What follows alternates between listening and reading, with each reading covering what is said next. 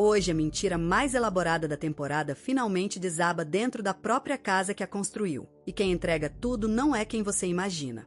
Fica até o final, porque o capítulo de sexta-feira guarda uma reviravolta que muda a forma como você vai enxergar Nazan a partir de agora. Enquanto isso, dentro da mesma casa, uma gravidez que todo mundo já percebeu menos a própria mãe segue passando batida, e um plano de vingança criado com tanto capricho está prestes a esbarrar numa recusa silenciosa que ninguém dentro daquela mansão esperava ver. Tudo começa de manhã, quando Nazan entra no quarto de Karsu e percebe que a nora está tonta, pálida, sem forças nem para levantar da cama. A sogra sugere, com aquele tom que mistura cuidado e desconfiança, que Karsu procure um médico o quanto antes. Karsu balança a cabeça e garante que é só uma virose passageira, nada além disso. Mas Nazan sai daquele quarto praticamente convencida de outra coisa. Para ela, aquele mal-estar tem nome, tem motivo, e a nora simplesmente ainda não percebeu. A mulher se irrita internamente por Karsu não enxergar o óbvio, e essa suspeita vai acompanhar boa parte do capítulo como um fio silencioso por trás de cada cena entre as duas. É quase engraçado pensar que Nazan, tão hábil em farejar segredos alheios, ainda não percebeu o próprio segredo que carrega dentro de casa, escondido atrás de um sorriso calculado. Essa distração vai custar caro mais tarde, porque enquanto ela investiga a vida da nora, outra pessoa está investigando a dela. Enquanto isso, do outro lado da mansão, Homer decide contar a verdade para Yrsa. Ele confessa a enrascada em que se meteu ao aceitar um trabalho ilegal e explica, com a voz embargada, que só topou aquilo porque precisava juntar dinheiro rápido. O sonho dele sempre foi viajar para o Japão e fazer cursos de tecnologia, algo que parecia impossível dentro da realidade financeira da família. Yrsa escuta em silêncio, sem julgar, e no final apenas torce para que o rapaz consiga realizar tudo isso por conta própria. Antes de encerrar a conversa, pede que Homer procure por ele caso precise de ajuda outra vez. É uma frase pequena, quase solta ao vento, mas que vai voltar com peso muito maior perto do final do episódio. Homer sai daquela sala mais leve, sem saber ainda que aquele convite educado se transformaria, poucas cenas depois, numa promessa concreta o suficiente para mudar o rumo de toda a sua vida e da própria família dele. No corredor da empresa, Ike cruza com Zelira e pergunta se ela está animada com o casamento de Guniz e Yrsa. Elira responde que não está, mas se consola sabendo que Hakan, pelo menos, não pretende se casar tão cedo. A frase acerta Aika como uma flecha. Zelira ainda lembra, sem dó nenhuma, que o sobrinho já teve incontáveis mulheres e nunca levou nenhuma até o altar. Para completar o estrago, sugere que Aika procure um homem feio, porque esse sim jamais teria coragem de abandoná-la. Zelira sai daquele encontro com passos poderosos, deixando Aika arrasada, pequena, remoendo cada palavra. Nasli vai até o trabalho de Homer e pede que namorado nunca mais se coloque em risco daquele jeito. A preocupação dela genuína, quase maternal, e mostra o quanto a relação dos dois amadureceu nos últimos capítulos. Aika aparece logo depois e convida Nasli para um café, mas a jovem explica que está prestes a ir numa cartomante, uma visita marcada há semanas e que ela não pretende adiar por nada. Homer ri e provoca a namorada por acreditar nesse tipo de coisa, recebendo um pedido direto para calar a boca. Aika, ao contrário do namorado dela, fica imediatamente curiosa e decide acompanhar Nasli até lá. De volta à mansão, Guniz lembra que existe uma tradição de presentear o noivo antes do casamento e não consegue decidir o que comprar. Sem paciência para pensar sozinha, resolve pedir ajuda a uma inteligência artificial que ela batizou carinhosamente de Ramirinha. Feliz estranha o nome e pergunta quem é essa tal de Ramirinha, e Guniz explica, com total naturalidade, que não gosta de conversar com alguém sem dar um nome à criatura. A resposta vem quase instantânea, e Turkan fica impressionada com a velocidade daquela inteligência artificial, algo que nenhum membro da própria família consegue oferecer com tanta paciência. Guniz pede sugestões de presente e recebe uma lista generosa de ideias para Yrsa, algumas práticas, outras completamente fora da realidade do orçamento da família. Turkan decide, ali mesmo, que também quer ter sua própria amiga digital, já que em casa ninguém parece escutar o que ela fala. Pelo menos uma inteligência artificial jamais a deixaria falando sozinha. Em outro ambiente da casa, Karsu pergunta a Bora se ele tem feito coisas apenas para agradá-la, sem realmente querer. Bora entende na hora que alguém colocou aquele pensamento na cabeça da esposa e reconhece a mão de Nazan por trás da provocação. Ele prefere mudar de assunto e revela que a levou para almoçar por um motivo especial. Entrega então uma caixinha e dentro dela um bilhete simples. Me toma.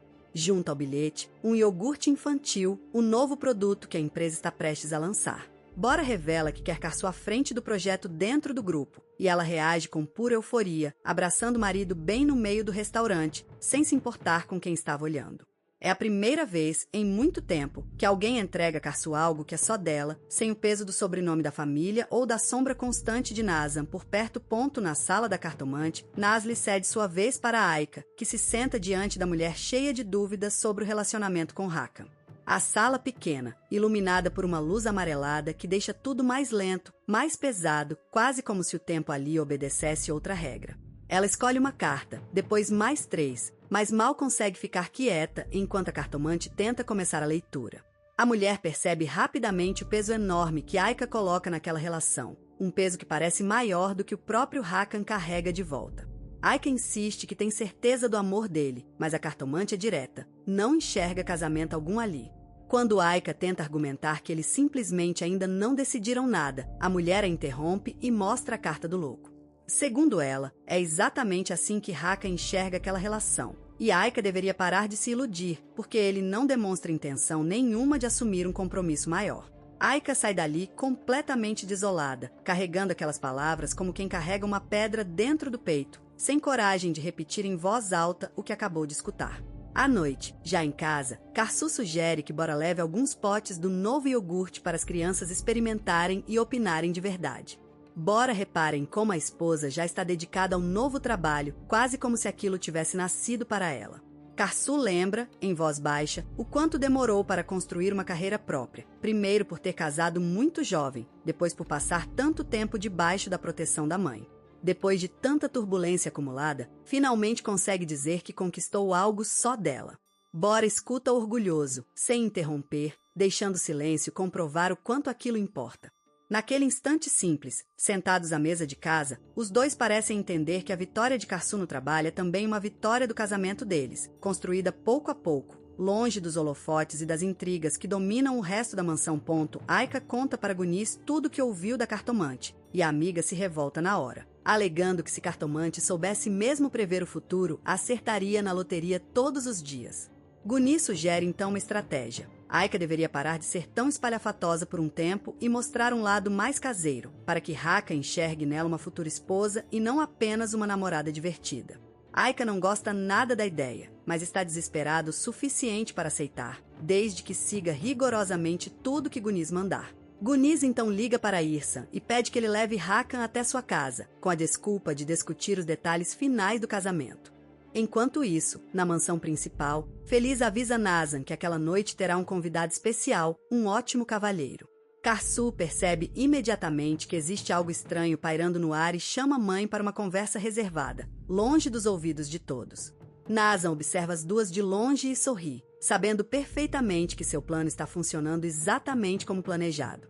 No andar de cima, Carsu pressiona até Feliz admitir que o convidado misterioso é justamente Kran, o segurança da portaria.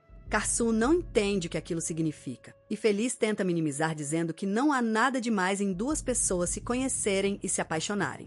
Mas Carsu sabe que Nazan não é capaz de amar um trabalhador simples, e é aí que a verdade escapa da boca de Feliz. A mãe conheceu uma versão completamente inventada de Ekran, uma identidade falsa criada especialmente para conquistar Nazan e depois humilhá-la publicamente. Carsu quase desmaia ao entender a proporção daquela armadilha, um plano tão bem construído que parece ter sido pensado por alguém disposto a machucar de verdade, e não apenas a pregar uma peça inofensiva. O elevador se abre antes que ela consiga processar tudo, e Nazan aparece cobrando a presença das duas lá embaixo, já que o convidado está prestes a chegar. Carsu disfarça na hora e avisa que vai descer pela escada, para ganhar um instante de respiro. A campainha toca, e Nazan vai receber pessoalmente o convidado. Feliz estranha ao ver, no lugar de Ekran, um homem completamente diferente entrando pela porta. Nazan o apresenta a todos como sem ser, um amigo vindo da Suíça, e lança um olhar afiado para Feliz, que ainda não entende absolutamente nada do que está acontecendo. No condomínio, ao mesmo tempo, Erdan aborda Ekran e entrega um envelope enviado por Nazan, agradecendo pelos serviços prestados e pedindo que ele encerre aquele joguinho de uma vez. Ekran, perdido, recusa o dinheiro sem hesitar. Erdan volta correndo para avisar a patroa que o homem não aceitou o pagamento, um detalhe que vai pesar mais tarde na consciência de Nazan. Recusar aquele envelope não é apenas orgulho. É a única forma que Ekran encontrou de dizer, sem dizer nenhuma palavra, que aquilo tudo nunca foi só um joguinho para ele. De volta ao jantar, Sensei cumprimenta todos com elegância, enquanto Feliz só consegue pensar em onde diabos Ekran foi parar depois de recusar o envelope. Aika, longe dali, bate massa de crepe na cozinha de Gunis, recebendo Irsan e Hakan com um visual completamente diferente do habitual. Hakan estranha aquela nova Aika, tão dedicada, tão caseira, tão distante da mulher espontânea que ele conhece. E essa estranheza, ainda que discreta, já é o primeiro sinal de que a estratégia de Gunis pode sair pela culatra em vez de aproximar os dois.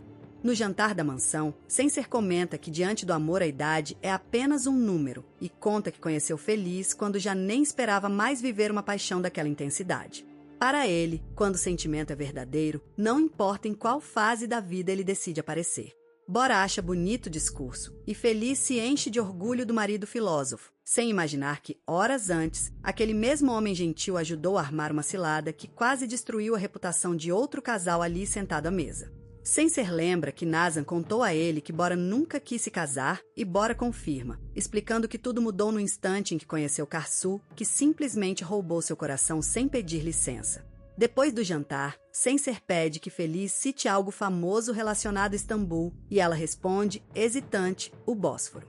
Ele esclarece que na verdade queria saber como a cidade costuma ser chamada e Feliz finalmente lembra, a cidade das 7 colinas.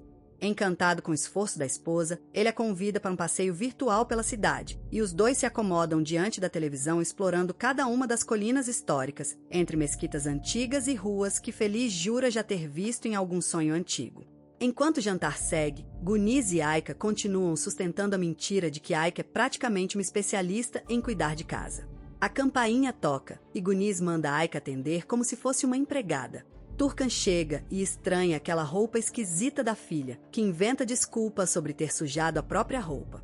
Turkan comenta que estava preocupada com o sumiço de Aika, e Gunis garante que ela é uma moça de casa, então obviamente estava ali o tempo todo. Hakan aproveita para contar que a namorada estava explicando sua mistura especial para tirar manchas e Turkan cai na gargalhada, revelando sem dó que Aika é especialista em provocar manchas, não em removê-las, uma piada inocente na cabeça dela, mas um balde de água fria sobre toda a encenação que Gunis vinha construindo com tanto cuidado. De volta à mansão, Nazan chama Feliz para ajudar a caramelizar o creme brulee e as duas ficam sozinhas na cozinha.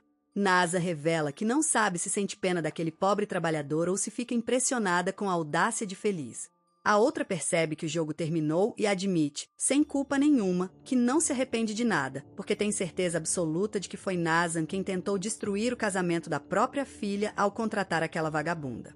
Nazan pergunta se ela tem alguma prova concreta, o rosto sereno demais para quem acabou de ser acusada de algo tão grave. Feliz admite que não, só tem certeza, e é justamente essa certeza sem provas que impede a discussão de virar guerra aberta dentro daquela cozinha, um empate silencioso entre duas mulheres que sabem demais uma sobre a outra para arriscar um confronto direto. Nazan diz que não pretende discutir esse assunto e garante que também não vai contar nada a ninguém sobre o plano ridículo dela. Feliz manda ela contar para o mundo inteiro se quiser, mas estabelece uma única regra. Nazan se mete com Karsu e ela não se mete com Nazan, uma linha de acordo desenhada mais por cansaço do que por confiança mútua entre as duas. As duas firmam um tratado de paz que dura exatamente um segundo, porque logo voltam a discutir sobre quem vai caramelizar o creme brulee. Karsu aparece perguntando o que está acontecendo e as duas disfarçam na mesma hora.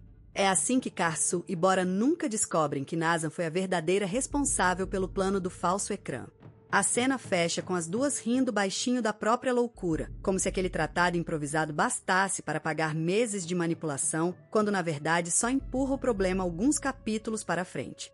No dia seguinte, Turkan continua destruindo a reputação de Aika, contando para todo mundo como a filha deixou o próprio quarto um lixo e depois precisou arrumar tudo sozinha. Aika morre de vergonha e finalmente encerra aquele teatro, arrancando até o pano que usava na cabeça, cansada de fingir uma versão de si mesma que nem ela própria reconhecia mais. Gunis decide mudar de assunto, já percebendo que não vale mais a pena insistir na fantasia da Aika perfeita e caseira. Homer e Nasli encontram Ekran tentando esconder a tristeza atrás daquele jeito calado de sempre, e Homer se oferece para substituí-lo na guarita por um tempo, imaginando que talvez um pouco de descanso ajude. Ekran dispensa ajuda com meio sorriso forçado e volta para sua solidão em silêncio, preferindo carregar sozinho aquele peso a explicar para o jovem casal tudo o que realmente aconteceu.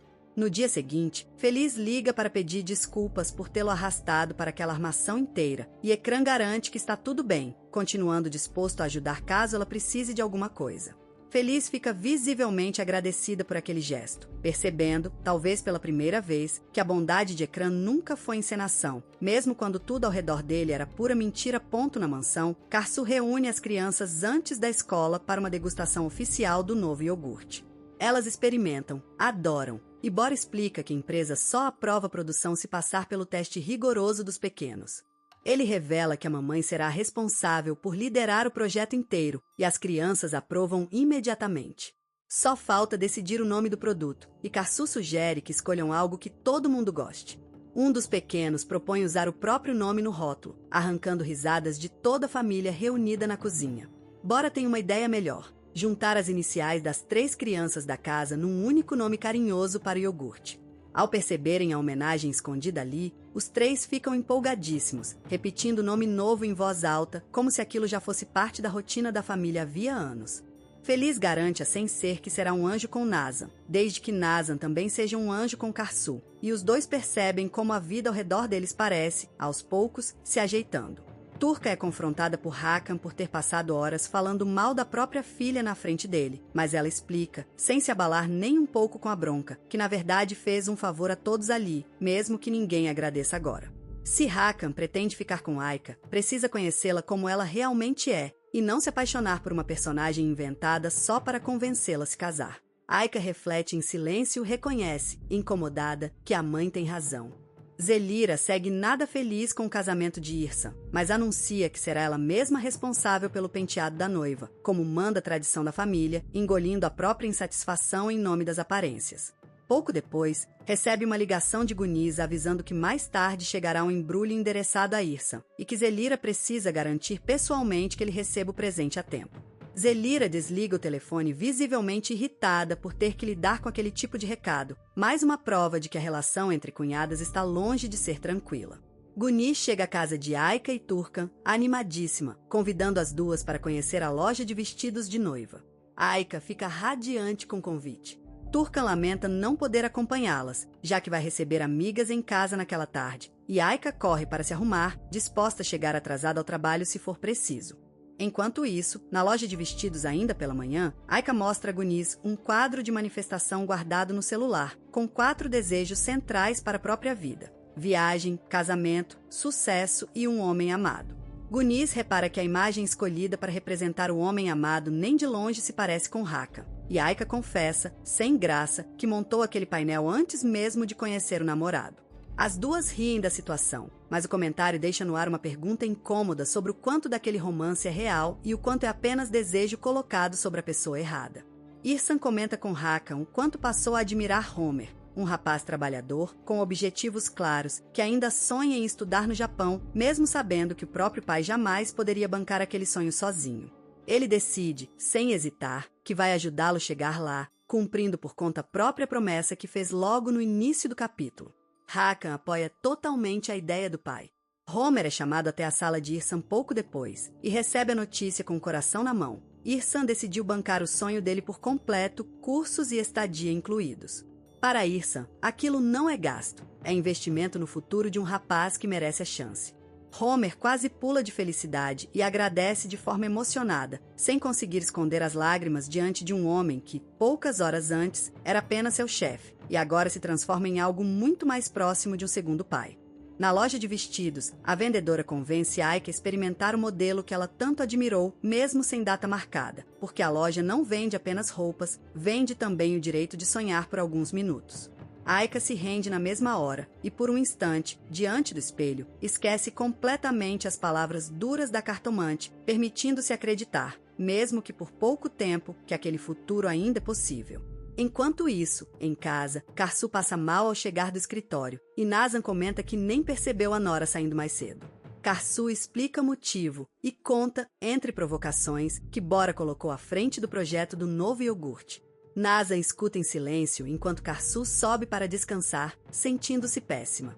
Depois que Karsu sai, Nazan procura a empregada e descobre que a Nora está no quarto, mal. Ela sai revoltada, sem acreditar que a própria Nora está grávida e ainda não percebeu. Vai até o quarto e inventa uma dor nas costas só para se aproximar, e mesmo passando mal, Karsu se oferece para ajudar a sogra. As duas decidem, juntas, ir ao hospital, e é ali, nesse gesto pequeno de cuidado mútuo, em meio a tanta rivalidade, que o capítulo encerra sua jornada emocional. Por alguns minutos, sogra e nora deixam de ser adversárias e viram apenas duas mulheres cansadas, cuidando uma da outra sem fazer perguntas, como se toda a guerra silenciosa entre elas pudesse, ao menos naquela noite, dar uma trégua. O detalhe que ninguém comentou até agora é que Ekran recusou o dinheiro de Nazan sem hesitar um segundo, e isso muda completamente a leitura de quem ele realmente é dentro desse joguinho de vingança. Um homem que aceita ser humilhado por dinheiro teria guardado aquele envelope sem pensar duas vezes. Um homem que devolve o envelope está dizendo, mesmo calado, que sentiu alguma coisa real no meio da farsa toda. Analisando o conjunto do episódio, fica claro que Nazan carrega a culpa real por trás do falso romance, mas escapa ilesa graças ao silêncio combinado com Feliz, um silêncio que promete voltar a pesar em capítulos futuros. Enquanto isso, dentro do próprio quarto que abriu esse capítulo, uma gravidez segue avançando sem que a mãe perceba, e um sonho de estudar no Japão acaba de ganhar um patrocinador improvável. Fica a pergunta que fecha esse capítulo. Até quando esse tratado de paz entre Nazan e Feliz vai resistir antes de explodir de vez? E quem vai contar a Karsu a verdade primeiro? A sogra que a engana todos os dias ou o próprio corpo que já está gritando essa notícia há semanas?